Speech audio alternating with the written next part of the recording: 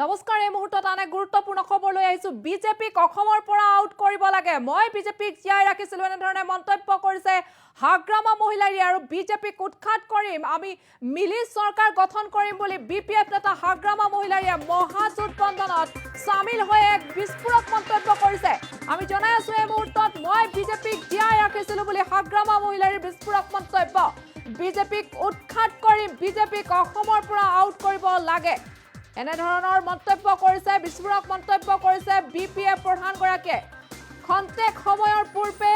যি মহাজোট বন্ধনৰ এখন সংবাদমেল অনুষ্ঠিত হৈছিল গুৱাহাটীৰ হোটেল সিগনেটিনত আৰু তাতে সংবাদমেল সম্বোধন কৰিছিল আৰু তাতে তেওঁ এই গুৰুত্বপূৰ্ণ এই বিস্ফোৰক মন্তব্য কৰিছে এই বিস্ফোৰক মন্তব্য কৰিছে তেওঁ বিজেপিক কেন্দ্ৰ কৰি আৰু তেওঁ 70খন আসন তেওঁলোকে জয় কৰাৰ কথা কৈছে মহাজোটৰ হৈতে সন্মিলিতভাৱে নিৰ্বাচনী যুঁজত নামিব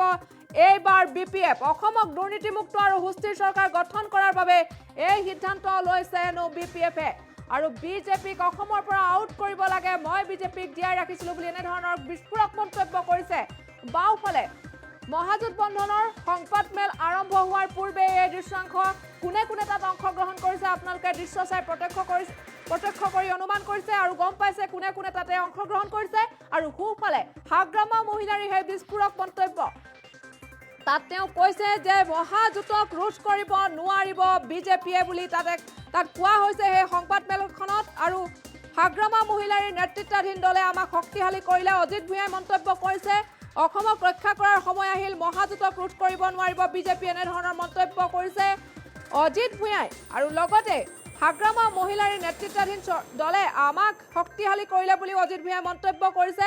বিজেপিৰ সংকটৰ সময়ত হাগ্ৰামাই সহায় কৰিছিল বুলি মন্তব্য আহিছে বিজেপিয়ে হাগ্ৰামাক হেয় কৰাৰ চেষ্টা কৰিলে এনে ধৰণৰ মন্তব্য তাত উল্লেখ কৰিছে আৰু এইবাৰ তেওঁলোকে কৈছে যে হাগ্ৰামা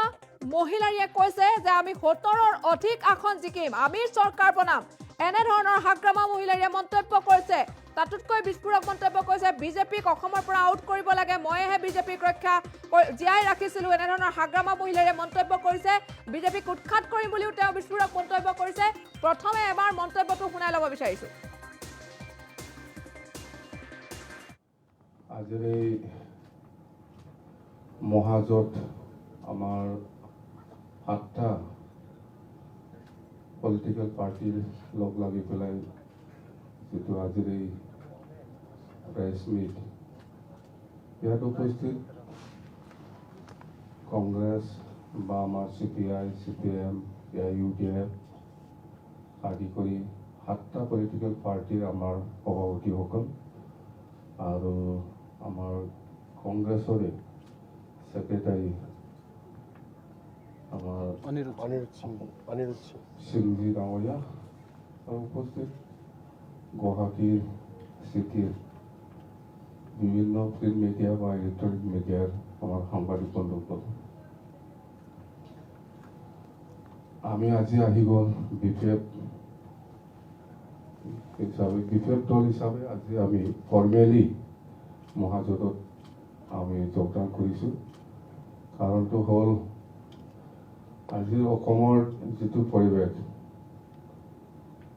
বিজেপিৰ দিনৰ যিটো শাসন এইটো খুব অসমবাসীৰ ৰাইজৰ কাৰণে বা অসমত ৰাইজে বিচৰা ধৰণে হোৱা নাই এইকাৰণে আমি বিপিএফে যদি অসমটো বাচাব লাগে বা অসমৰ বিভিন্ন জাতি জনগোষ্ঠীৰ যেটো অধিকাৰ কনষ্টিটিউচনেল যেটো ৰাইট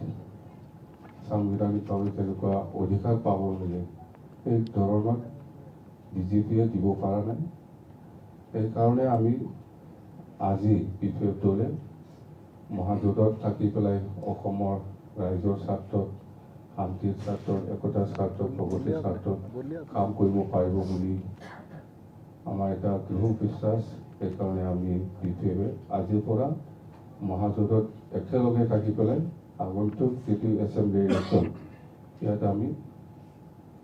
একেলগে থাকি পেলাই ইলেকশ্যনটো খেলিম কথা হয়তো বেলেগ একো নাই এইটো হ'ল এইবাৰ আমি মহাজোঁটত থাকিয়ে চৰকাৰটো গঠন কৰিব পাৰিব বুলি মোৰ এটা বিশ্বাস মানে আমি কৰিমেই এতিয়া আমি বিজেপিক অসমৰ পৰা আউট কৰিব লাগে আৰু আসামটোক বচাব লাগিব আৰু এইবাৰ বিজেপিৰ শেষ মই য'ত নাই ইয়াত ক'ত আৰু জীয়াই থাকিম মইহে যাই পেলাই ৰাখিছোঁ বিজেপিক আপোনালোকেওতো জানে হিষ্ট্ৰীটো বিজেপি কেনেকৈ অসমত চৰকাৰ হ'লে তো যেনক নতুন চৰকাৰ আহিব আগন্তুক মে' মাহৰ 2 তাৰিখত ৰিজাল্ট ওলাব ভালকৈ আমাৰ অসমত আমাৰ মহাজোঁট হিচাপে যথেষ্ট মানে কি বুলি কয় এইটো মানে সংখ্যাগৰিষ্ঠতা আমি পাম কোনো বেলেগক খাই লোৱাৰ কোনো প্ৰশ্ন নাই মহাজোঁট হিচাপে এবছলিউট মেজৰিটি আমি পাম আৰু কিছুমানটো অলপ বেছি হ'ব পাৰে খাইদা কৰিব লাগিব এইটো বেছি আহিলেও অলপ দিগদাৰ না হয় না নহয় আপোনালোকেতো জানে ঠিক আমি মিলি পেলাই চৰকাৰ বনাম না মিলি পেলাই বেছি হ'লে অলপ দিগদাৰ হয় সেইকাৰণে অলপ সেইফালে আমাৰ আছে না মেলা ভাগ কৰি দিব লাগিব তো ঠিক আছে মই খুব ভাল লাগিছে আজি মহাজোঁটৰ লগত একেলগে প্ৰেছ মিট কৰিবলৈ পাই গতিকে আজিৰ পৰা আমাৰতো আৰম্ভ চৰকাৰ বনাবলৈ অকল 64হে লাগে আমি বেছি নাৰাখিম 70 মান ৰাখিম না বেছি হ'লে অলপ দিগদাৰটো সেইকাৰণে কৈছোঁ মুঠতে চৰকাৰ বনাব অলৰেডি 101 কৈয়ে দিছোঁ আগতে এইটো বিজেপিৰ ডাইলগ এইবিলাক কিয় দি থাকে বিজেপি ক'লে আমি ক'ব নেকি হা বিজেপিয়ে কৈ আছে 100, 101, 100+, এইবিলাক কি প্লাছ বনাই পেলাই দেখাই দিয়ক না চৰকাৰটো আগত আমাৰতো হ'ল এবছলিউট মেজৰিটি আমি কাৰো ধাৰ নলৈ পেলাই চৰকাৰ গঠন কৰিব এই কিবাটো মহাজোঁটে কোনোবা ইণ্ডিপেণ্ডেণ্ট আমাক দৰকাৰ নহ'ব তাৰমানে হেমন্ত বিশ্ব শৰ্মা নিচিনা ক'ৰবাৰ পৰা কালেকশ্যন কৰি চৰকাৰ নবনাই আমি এইটো BTCটো দেখিছে আপোনালোকে ক'ত কিডনেপ কৰি পেলাই লৈ গ'ল ক'ত শ্বিলং ক'ত লিলি হোটেল এনেকুৱা চৰকাৰ বনাই নেকি চৰকাৰটো এনেকুৱা বনাই হা এতিয়াতো আৰু চব নিজৰ ভিতৰতে মানে খেলি মেলি হিচাপ নাই BTC নাই আৰু এতিয়া মুঠতে আমি চৰকাৰ বনাম চিন্তা কৰিব নালাগে আপোনালোকে আৰামত আমাৰ হৈ পেলাই বেছি কথা কৈ থাকক বিজেপি পাল ক'ব নালাগে আমাৰ হৈ বেছি কওক না ঠিক আছে আৰু এয়া আছিল হাগ্ৰামা মহিলাৰ মন্তব্য BPFৰ যি প্ৰধান হাগ্ৰামা মহিলাৰীয়ে মহাজোঁটত চামিল হৈ কৰিলে বিস্ফোৰক মন্তব্য তেওঁ কথাৰ চলেৰে কটাক্ষ কৰিছে বিজেপিৰ 100+ সেই উক্তিক তেওঁ কৈছে যে 100+ সেই উক্তি বিজেপিৰহে তেনেধৰণৰ মন্তব্য বিজেপিয়েহে কৰে আমি নকৰোঁ আমি 70খন আসনেই লোৱা যথেষ্ট অধিক হ'লে বেয়া বুলি তেওঁ মন্তব্য কৰিছে লগতে গুৱাহাটীৰ যি হোটেল চিগনেটিনত যি কংগ্ৰেছ মহাজোঁটৰ সংবাদমেল হৈছিল সংবাদমেল সম্বোধন কৰিছিল কংগ্ৰেছ AIUDF CPI-M CPI-ML আঞ্চলিক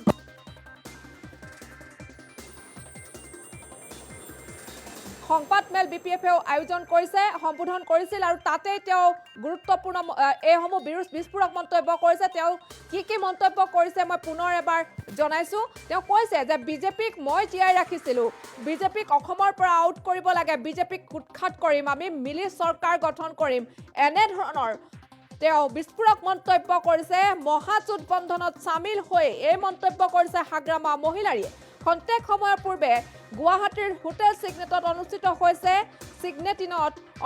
হৈছে কংগ্ৰেছ মহাজোঁটৰ সংবাদমেল আৰু ইতিমধ্যে শনিবাৰে সন্ধিয়াৰ ভাগলৈ BPF প্ৰধানে বিজেপিৰ সৈতে যে মিত্ৰতা ভংগৰ কথা আনুষ্ঠানিক ঘোষণা কৰিছিল তেতিয়াৰে পৰা তেওঁলোক তাত এটা কথাই উত্থাপন হৈছিল আৰু তেওঁলোকে আনুষ্ঠানিকভাৱে কৈছিল যে কংগ্ৰেছ মহাজোঁটৰ সৈতে তেওঁলোকে মিত্ৰতা কৰিব এলায়েন্স কৰিব কিন্তু অসমক দুৰ্নীতিমুক্ত আৰু সুস্থিৰ চৰকাৰ গঠন কৰাৰ মানসেৰেহে তেওঁলোকে সিদ্ধান্ত লৈছে এটা ছ'চিয়েল মিডিয়াত তেওঁ এটা পোষ্ট এৰি দিছিল এই পোষ্টটো এৰি দিয়াৰ পাছতে ৰাজ্যত তুলপাৰ লগাইছিল এই পোষ্টটোৱে শ্বেয়াৰ দখল কৰিছিল শ্বেয়াৰৰ দখলত আছিল লগতে সংবাদ মাধ্যমৰ শিৰোনামা দখল কৰিছিল আজিৰ বাতৰি কাকতসমূহতো বৰ হৰফেৰে হাগ্ৰামাৰ যি মহাজোঁট বন্ধনত মিত্ৰতা প্ৰসংগক লৈ বহু খবৰ প্ৰকাশ পাইছে আৰু ইতিমধ্যে এটা ব্ৰেকিং নিউজ জনাই আছো যে তেওঁ ইতিমধ্যে সেই মহাজোঁটত চামিল হৈছে চামিল হৈ তেওঁ কেতবোৰ বিস্ফোৰক মন্তব্য কৰিছে বিজেপিক কেন্দ্ৰ কৰি কটাক্ষ কৰি তেওঁ বিভিন্ন ধৰণৰ কথা কৈছে আৰু 100+ এই মন্তব্য এই উক্তিক লৈও তেওঁ মন্তব্য কৰিছে কেতবোৰ বিস্ফোৰক মন্তব্য কৰিছে বিজেপিক উৎখাত কৰাৰ মন্তব্য কৰিছে তেওঁ কৈছে বিজেপিক যে তেওঁৱে জীয়াই ৰাখিছিলে এই কথা সকলোৱে জানে এনেধৰণৰ মন্তব্য কৰিছে আমি পুনৰ সেই মন্তব্য আগবঢ়াব বিচাৰিছোঁ আজিৰ এই মহাজোঁট আমাৰ 7টা পলিটিকেল পাৰ্টিৰ লগ লাগি পেলাই যিটো আজিৰ এই প্ৰেছ মিট ইয়াত উপস্থিত কংগ্ৰেছ বা আমাৰ CPI, CPM, UDF আদি কৰি 7টা পলিটিকেল পাৰ্টিৰ আমাৰ সভাপতিসকল আৰু আমাৰ কংগ্ৰেছৰে সেক্ৰেটাৰী আমাৰ অনিৰুদ্ধ সিংজী ডাঙৰীয়া আৰু উপস্থিত গুৱাহাটীৰ চিটিৰ বিভিন্ন প্ৰিণ্ট মিডিয়া বা ইলেক্ট্ৰনিক মিডিয়াৰ আমাৰ সাংবাদিক বন্ধুসকল আমি আজি আহি গ'ল BPF দল হিচাপে আজি আমি ফৰ্মেলি মহাজোঁটত আমি যোগদান কৰিছোঁ কাৰণটো হ'ল আজিৰ অসমৰ যিটো পৰিৱেশ বিজেপিৰ দিনৰ যিটো শাসন এইটো খুব অসমবাসীৰ ৰাইজৰ কাৰণে বা অসমত ৰাইজে বিচৰা ধৰণে হোৱা নাই এইকাৰণে আমি BPF-এ যদি অসমটো বাচাব লাগে বা অসমৰ বিভিন্ন জাতি জনগোষ্ঠীৰ যিটো অধিকাৰ কনষ্টিটিউচনেল যিটো ৰাইট সাংবিধানিকভাৱে তেনেকুৱা অধিকাৰ পাব লাগে এই ধৰণত বিজেপিয়ে দিব পৰা নাই সেইকাৰণে আমি আজি BPF দলে মহাজোঁটত থাকি পেলাই অসমৰ ৰাইজৰ স্বাৰ্থত শান্তিৰ স্বাৰ্থত একতাৰ স্বাৰ্থত প্ৰগতিৰ স্বাৰ্থত কাম কৰিব পাৰিব বুলি আমাৰ এটা দৃঢ় বিশ্বাস সেইকাৰণে আমি BPF-এ আজিৰ পৰা মহাজোঁটত একেলগে থাকি পেলাই আগন্তুক যিটো এছেম্বলি ইলেকশ্যন ইয়াত আমি একেলগে থাকি পেলাই ইলেকশ্যনটো খেলিম কথা হয়তো বেলেগ একো নাই এইটো হ'ল এইবাৰ আমি মহাজোঁটত থাকিয়ে চৰকাৰটো গঠন কৰিব পাৰিব বুলি মোৰ এটা বিশ্বাস মানে আমি কৰিমেই এতিয়া আমি বিজেপিক অসমৰ পৰা আউট কৰিব লাগে আৰু আসামটোক বচাব লাগিব আৰু এইবাৰ বিজেপিয়ে চেছ মই য'ত নাই ইয়াত ক'ত আৰু জীয়াই থাকিব মইহে যাই পেলাই ৰাখিছোঁ বিজেপিক আপোনালোকেওতো জানে হিষ্ট্ৰীটো বিজেপি কেনেকৈ অসমত চৰকাৰ হ'লে তো যেনক নতুন চৰকাৰ আহিব আগন্তুক মে মাহৰ 2 তাৰিখত ৰিজাল্ট ওলাব ভালকৈ আমাৰ অসমত আমাৰ মহাজোঁট হিচাপে যথেষ্ট মানে কি বুলি কয় এইটো মানে সংখ্যাগৰিষ্ঠতা আমি পাম কোনো বেলেগক খাই লোৱাৰ কোনো প্ৰশ্ন নাই মহাজোঁট হিচাপে এবছলিউট মেজৰিটি আমি পাম আৰু কিছুমানটো অলপ বেছি হ'ব পাৰে, চাইটা কৰিব লাগিব এইটো। বেছি আহিলেও অলপ দিগদাৰ না, হয় না নহয়? আপোনালোকেতো জানে। ঠিক আমি মিলি পেলাই চৰকাৰ বনাম না, মিলি পেলাই। বেছি হ'লে অলপ দিগদাৰ হয়, সেইকাৰণে অলপ সেইফালে আমাৰ আছে না মেলা, ভাগ কৰি দিব লাগিব। তো ঠিক আছে, মই খুব ভাল লাগিছে আজি মহাজোঁটৰ লগত একেলগে প্ৰেছ মিট কৰিবলৈ পাই। গতিকে আজিৰ পৰা আমাৰতো আৰম্ভ। চৰকাৰ বনাবলৈ অকল 64হে লাগে, আমি বেছি নাৰাখিম, 70 মান ৰাখিম না। বেছি হ'লে অলপ দিগদাৰটো, সেইকাৰণে কৈছোঁ।